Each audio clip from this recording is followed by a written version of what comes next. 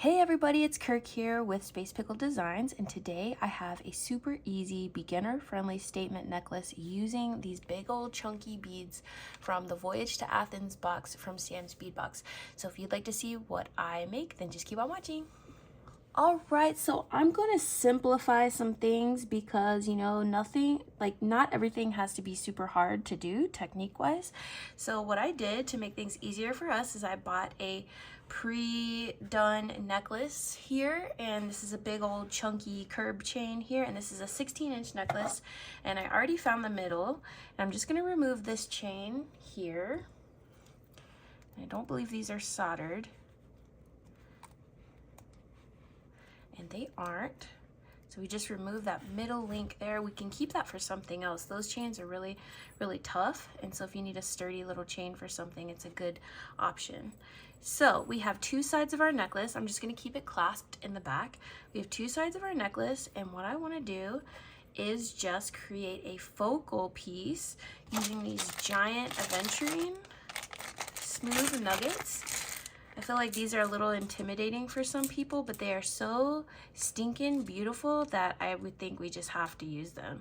And so we have to embrace some irregularity.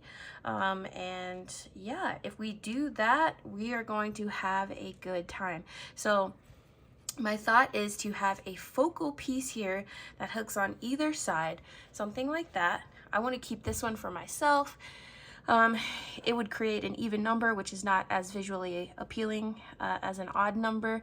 And this one is special. It's got some nice brown pieces going through it. So this can be a focal in and of itself on another necklace. So I'm going to put her aside.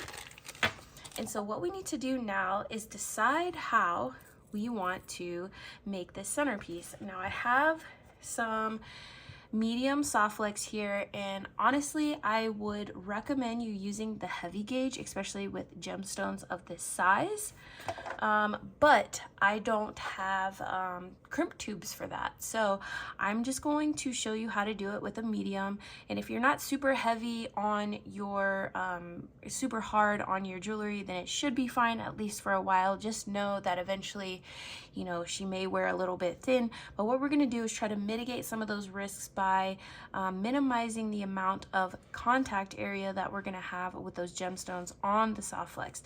So I do have the champagne color. I believe this is a discontinued color, but as you can see here, it's like a light gold color, and you won't see much of this. So we have to make a decision if we want to have gold spacer beads, because I do believe that we do need some spacer beads in order to minimize that contact with the wire. But I was also thinking that maybe we could use these beautiful little fire polish that came in the box, and I'll just hold it up to the camera so you can get a good look at those.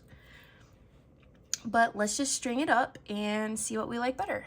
So I'll go ahead and string up the first option. All right, so here would be our first option. It is definitely a very simple option. I really do like that pop of gold in between the beads. There is a slight gold tone difference. So let's just go ahead and try the fire polish beads and see how we feel. But this is what the focal piece using gold spacers, any old gold spacers that you have. You can use gold seed beads. This is kind of that vibe that you will get. All right, so here's our second option, and just look how cute those little fire polish beads are. The gold tone just matches that chain a little bit better for me, and so I really think I'm going to go with the fire polish. The only question now is, do we add extra fire polish on the end here, like do 3 on each side? Let's see.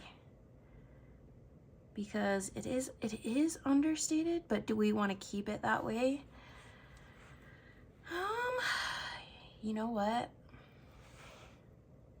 I think doing 3 on each side it's okay. I think we can do 3 on each side. So let me go ahead and cut my soft flex, get another 2 on this side, and I'll meet you back. All right, so I have one side of my necklace here, and I am going to use a wire guardian this time just to kind of minimize that exposure, that wear on that soft flex, just to, you know, since we are using probably the inappropriate strength of soft flex for this heavy piece, I want to kind of minimize the wear on the soft flex itself. And then eventually when I do get the heavy soft flex, we will follow the same procedures with just the right findings. So what I want to do is, we've already fed on our crimp tube, as you can see, and this is a soft flex crimp tube. I am going to do the fold over method this time, just because I do want to make sure, you know, I can do everything possible to get that strength. And so this will provide a double fold, and yeah, we'll go ahead and put it in the teeth of the crimper here. Crimp. Now we got our little taco. We'll put it in the front side and flatten it out. And I don't believe that these beads are going to be able to fit 2 pieces of beading wire through. Nope, and I'm not going to force it, so unfortunately I will be cutting it off right at the crimp. So let's just go ahead and give it one more smash, and I will be cutting it off right at the crimp here. And again, my cutters are in such bad shape right now, so hopefully your cutters will be better. All right, so change of plans. I'm actually going to go with a smaller crimp cover here, and it just fits. That's because I don't want my crimp cover to be sliding around.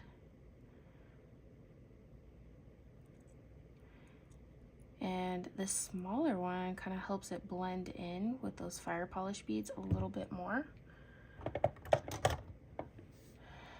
And so, as long as we get this closed nicely, we shouldn't have any problems. And that looks really good. So here's our little loop with a crimp bead, or crimp tube and crimp cover. And then we're just gonna slide this down, and this is what the ending component looks like, and I think that looks pretty good. Really nice, actually. And so I will spare you showing you the other side, but I'm gonna do exactly the same thing. I'm gonna add 2 beads, the crimp tube, the crimp cover, and the wire guardian, and then I will meet you back.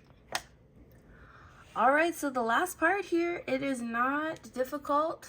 I'm gonna zoom you out just a little so we can see what we're doing here. And I chose 2 heavy gauge jump rings in a 6mm size, and we are just going to attach each part of our component to each side of that pre-done necklace here. And sometimes it is harder than it looks, you know? So we do that, make sure our jump ring is nice and closed. My goodness, y'all, I got greasy fingers today. All right, so that heavy gauge jump ring, if you buy these guys, it ain't moving, I'll tell you that. Now it does give it a chunkier look, but it ain't going anywhere. All right, so let's see if I can manage, you know, to do the other side.